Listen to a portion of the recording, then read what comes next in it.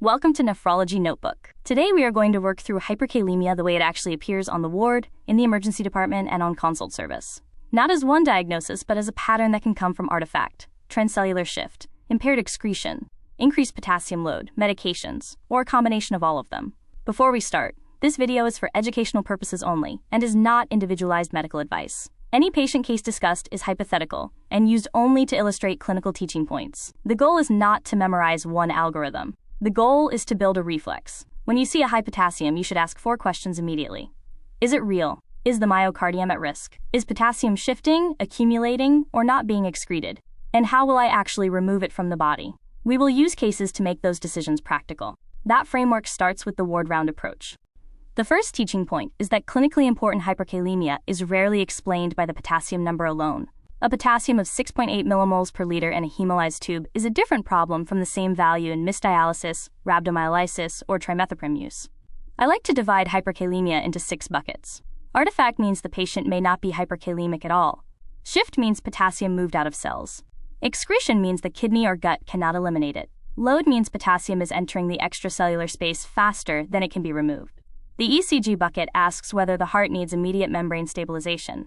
The medication bucket asks what we caused or can reverse. With that structure in mind, let's begin where potassium often surprises us: transcellular shift.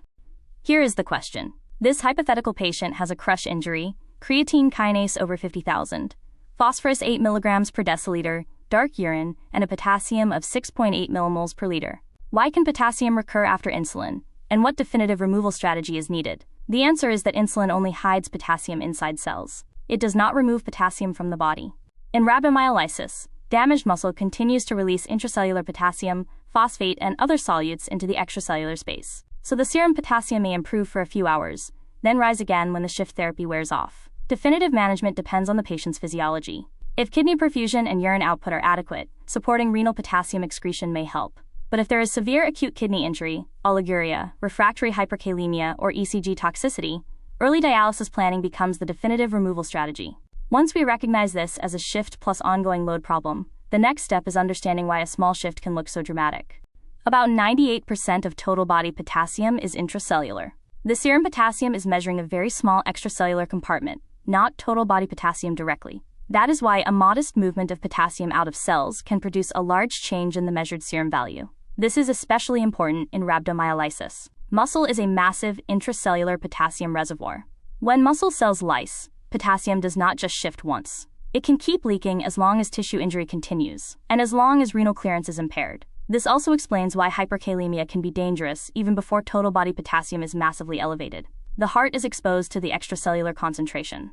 The number on the chemistry panel is therefore a signal about distribution, excretion, and risk.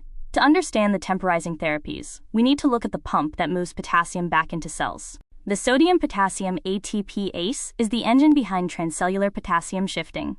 Insulin and beta-2 adrenergic signaling activate this pump. The pump uses energy to move sodium out of the cell and potassium into the cell. That lowers serum potassium temporarily. This is why insulin and high-dose albuterol are useful in acute hyperkalemia.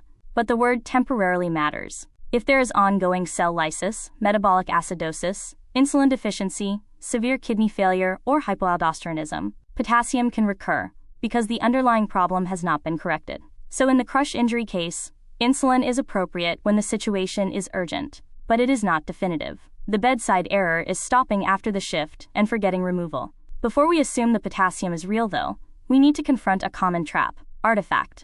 Here is the question. A stable patient with chronic lymphocytic leukemia has a white blood cell count of 280,000 per microliter, potassium 6.8 millimoles per liter, no symptoms, and a normal 12-lead ECG. Should you push insulin immediately? The answer is no, not if the patient is truly stable and there is no ECG toxicity. This is a classic setting for pseudohyperkalemia, or reverse pseudohyperkalemia. Fragile leukemic cells can lyse during collection, transport, centrifugation, or pneumatic tube handling. The tube becomes hyperkalemic, but the patient may not be. The safe move is urgent confirmation with careful sampling. Use an atraumatic draw, avoid fist clenching and prolonged tourniquet time, process the specimen promptly, and consider whole blood gas potassium or serum and plasma comparison depending on the lab context. But this caveat is crucial. If there are severe symptoms, instability, or ECG toxicity, treat first while confirming. That leads naturally to the diagnostic matrix. The diagnostic matrix is a practical reminder that potassium can be falsely elevated by the sample, not the patient. Hemolysis is the familiar one. Red cell trauma releases potassium into the tube. Thrombocytosis can raise serum potassium during clotting. Marked leukocytosis can cause pseudohyperkalemia or reverse pseudohyperkalemia, especially when cells are fragile. Venous stasis and fist clenching can also shift potassium locally before the sample is processed. The key is phenotype matching. If the potassium is high but the patient is clinically well, the kidney function is stable, the acid-base status does not fit, and the ECG is bland, slow down and verify. If the patient is unstable, do not let diagnostic purity delay emergency treatment. Once the potassium is confirmed as real, the next question is whether the kidneys are responding appropriately. Historically, many of us were taught the transtubular potassium gradient. The problem is that it relies on assumptions about distal nephron water and urea handling that often do not hold in real patients. It is not a dependable standalone test. A spot urine potassium to creatinine ratio can be useful as an adjunct, but it is not a verdict. A higher value suggests the kidney is trying to excrete potassium. A lower value suggests impaired renal potassium excretion, but interpretation depends on filtration rate, urine flow, distal sodium delivery, dietary potassium intake, medications, timing, and muscle mass. For example, low urine flow or low distal sodium delivery can make potassium excretion look poor, even if aldosterone is present. The urine data only makes sense inside the clinical story. That brings us to a case where excretion fails, because multiple mechanisms stack together. Here is the question. A patient with type 2 diabetes and stage 3B chronic kidney disease receives trimethoprim sulfamethoxazole for a urinary infection. The potassium rises to 5.9 millimoles per liter, and the bicarbonate is 17 millimoles per liter with a non-anion gap metabolic acidosis. Why did this antibiotic trigger hyperkalemia? The answer is drug stacking on a vulnerable distal nephron. Diabetes and chronic kidney disease predispose to hyporeninemic hypoaldosteronism, also called type 4 renal tubular acidosis. Trimethoprim then acts like amiloride by blocking the epithelial sodium channel in the collecting duct. When sodium entry through that channel falls, the lumen becomes less electrically negative. That reduces potassium secretion and hydrogen secretion. The result is hyperkalemia plus non-anion gap metabolic acidosis. Trimethoprim can also raise serum creatinine by blocking tubular creatinine secretion, without necessarily changing true filtration rate. The next slide expands that pathway. Type 4 renal tubular acidosis is best understood as reduced aldosterone production, reduced aldosterone effect, impaired distal sodium delivery, or epithelial sodium channel blockade. Diabetes is a common background condition because it can impair renin and aldosterone physiology. Chronic kidney disease reduces nephron reserve, so the patient has less capacity to compensate. Then medications stack on top. RAAS blockade, nonsteroidal anti-inflammatory drugs, beta blockers, heparin, calcineurin inhibitors, mineralocorticoid receptor antagonists, amiloride, and trimethoprim can all push the same system toward reduced potassium secretion. The biochemical fingerprint is hyperkalemia, with a non-anion gap metabolic acidosis, often with urine acidification, that is not as abnormal as in classic distal renal tubular acidosis. To understand why these drugs matter so much, we need to zoom into the distal nephron. Filtration rate matters, but it is not the whole story.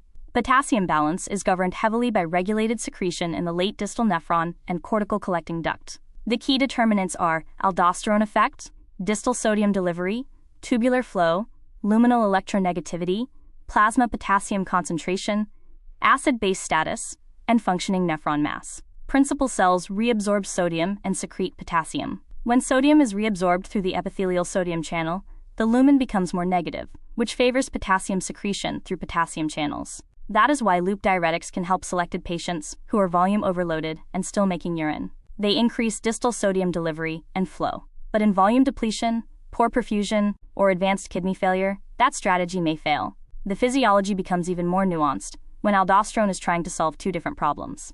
The aldosterone paradox asks a simple question. How does aldosterone know whether to retain sodium for volume or excrete potassium after a potassium load? The answer involves WNK kinase signaling, distal sodium delivery, and flow. In volume depletion, the kidney prioritizes sodium chloride retention. The sodium chloride cotransporter is more active, distal flow is reduced, and potassium secretion is limited. That makes sense, because losing potassium and water during hypovolemia could worsen the hemodynamic problem. In isolated hyperkalemia, the physiology shifts. The sodium chloride cotransporter is suppressed. More sodium reaches the aldosterone-sensitive distal nephron. Flow increases. and potassium secretion is favored. This is why volume status changes potassium handling. It also explains why the same aldosterone signal can produce different clinical outcomes. Next, we turn from kidney physiology to cardiac risk. Here is the question. A patient with end-stage kidney disease misses Friday dialysis and presents Sunday with dyspnea. Potassium is 7.3 millimoles per liter, which is numerically the same as 7.3 milliequivalents per liter for potassium. The heart rate is 70, and the 12-lead ECG looks normal. Does the normal ECG mean the myocardium is safe? The answer is no. A normal ECG does not rule out dangerous hyperkalemia. In a missed dialysis patient with potassium over 7, the clinical context is already high risk. It is reasonable to treat immediately, place the patient on continuous monitoring, repeat potassium urgently if needed, and arrange definitive removal with dialysis. The ECG is helpful when abnormal, but it is not a safety certificate when normal. That is the key pitfall. The next slide explains why the ECG behaves so unpredictably. The classic teaching suggests that potassium rises, peaked T waves appear, then the P wave disappears, then the QRS widens, and eventually a sine wave appears. Real patients do not always follow that script. The ECG is better as a rule-in tool than a rule-out tool. If you see broad QRS complexes, absent P waves, sine wave morphology, ventricular arrhythmia, or changes that fit hyperkalemia in the right clinical context, act immediately. But if the ECG is normal, you still have to consider the potassium level, rate of rise, kidney function, acidemia, medications, symptoms, and whether the patient can excrete potassium. This is why missed dialysis with severe hyperkalemia remains an emergency, even with a normal tracing. When ECG changes do appear, they deserve respect. When hyperkalemia affects conduction, the sequence may include tall, narrow-peaked T waves, P wave flattening, PR prolongation, QRS widening, a sine wave pattern, ventricular fibrillation, pulseless electrical activity, or asystole. But the sequence is variable, incomplete, and sometimes absent. The action point is simple. ECG toxicity means intravenous calcium now. Calcium stabilizes the cardiac myocyte membrane by raising the threshold potential.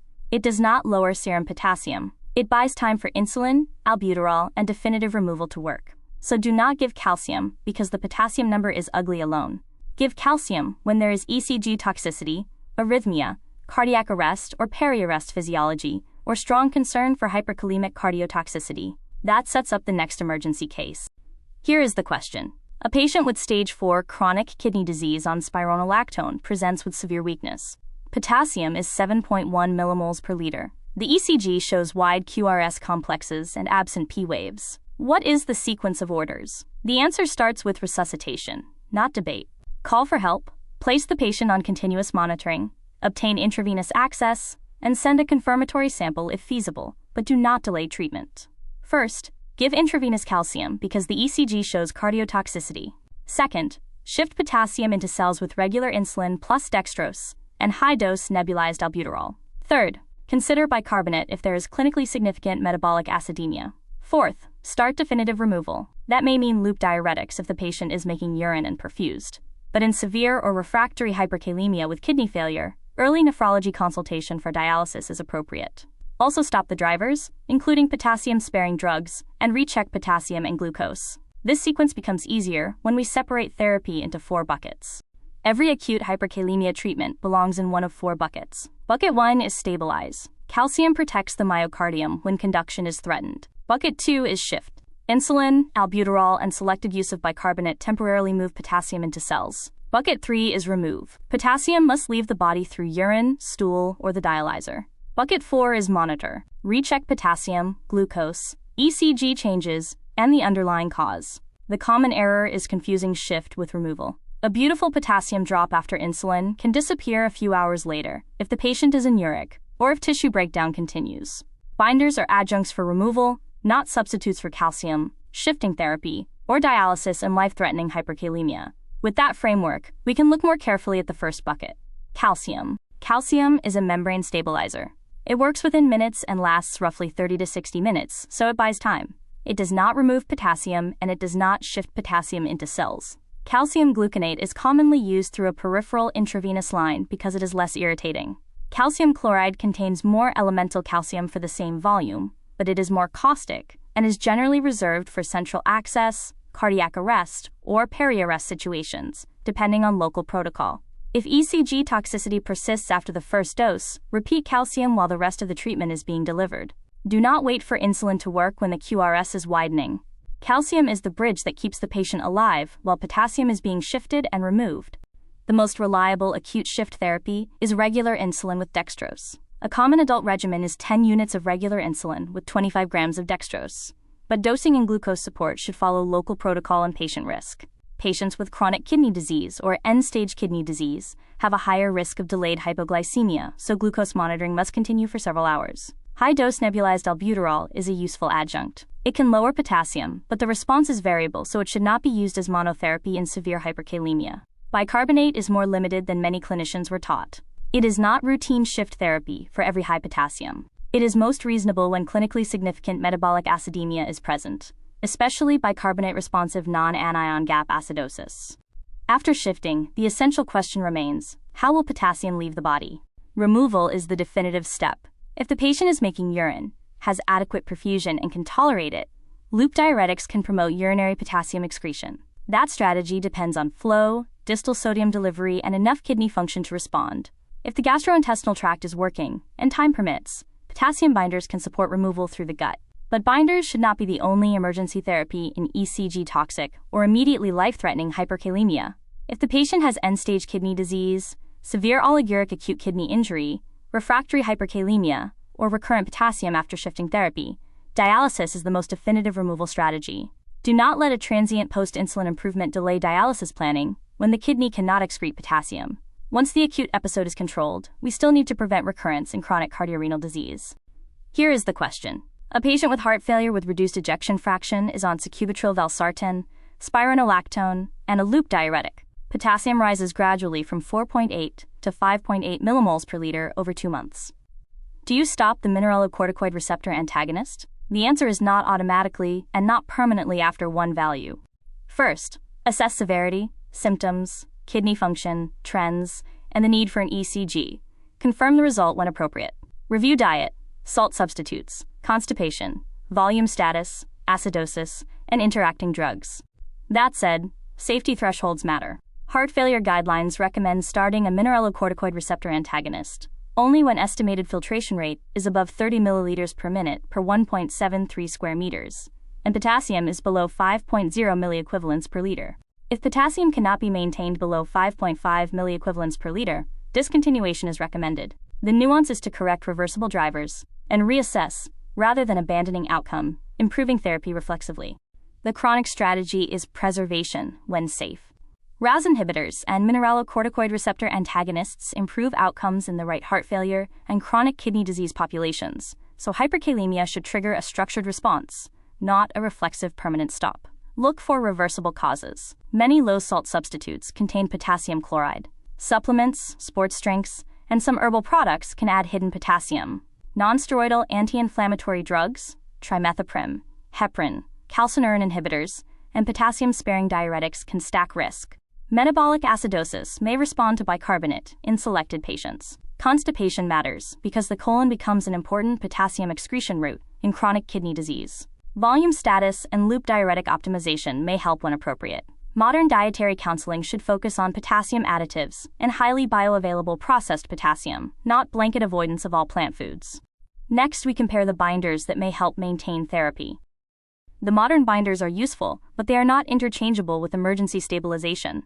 Sodium zirconium cyclosilicate has the fastest onset among the newer binders and is often dosed 3 times daily for initial correction, then adjusted for maintenance. The main caution is sodium load and edema, especially in heart failure or kidney disease. It can also affect absorption of some pH-dependent oral medications, so spacing may be needed. Pataromer has a slower onset, often several hours, and is commonly used for chronic control. Watch for hypomagnesemia and separate it from many oral medications by several hours. Sodium polystyrene sulfonate is older, less predictable, and carries important gastrointestinal safety concerns, including intestinal necrosis. None of these agents should replace calcium, shift therapy, or dialysis when hyperkalemia is immediately life-threatening. The goal is to use them thoughtfully on the GDMT highway. The GDMT highway is a useful synthesis for chronic management. First, confirm severity. Repeat the potassium when appropriate. Review the ECG if indicated, and decide whether this is an emergency or a chronic control problem. Second, identify drivers. Look at medications, diet, supplements, acidosis, constipation, kidney function, and volume status. Third, treat reversible causes. Stop avoidable potassium-raising drugs. Correct acidosis when appropriate. Optimize diuretics if the patient can tolerate them, and consider binders when they help keep potassium controlled. Fourth, reassess. If potassium is safe, continue or restart outcome, improving therapy with close monitoring. If potassium remains unsafe despite treatment, hold or reduce the offending agent. This is not permissive hyperkalemia. It is disciplined preservation of beneficial therapy. Let's close with the memory hooks. Here are the memory hooks. First, confirm true versus pseudo when the story does not fit. A normal-looking patient with marked leukocytosis and a high potassium deserves urgent verification, not automatic insulin, unless there is instability or ECG toxicity. Second, calcium is for conduction. It stabilizes the myocardium. Insulin is for translocation. It shifts potassium into cells. Dialysis is for evacuation when the kidney cannot remove potassium. Third, a normal ECG does not make a potassium of 7.5 safe. Treat the patient, the trajectory, and the context, not just the tracing. Fourth, do not permanently stop RAAS inhibitors solely because of one unverified or reversible potassium elevation. Correct drivers, monitor closely, and restart or continue when safe. If this was useful, subscribe to Nephrology Notebook for more case-based nephrology teaching. As always, this discussion is educational and should not replace individualized clinical judgment or medical advice.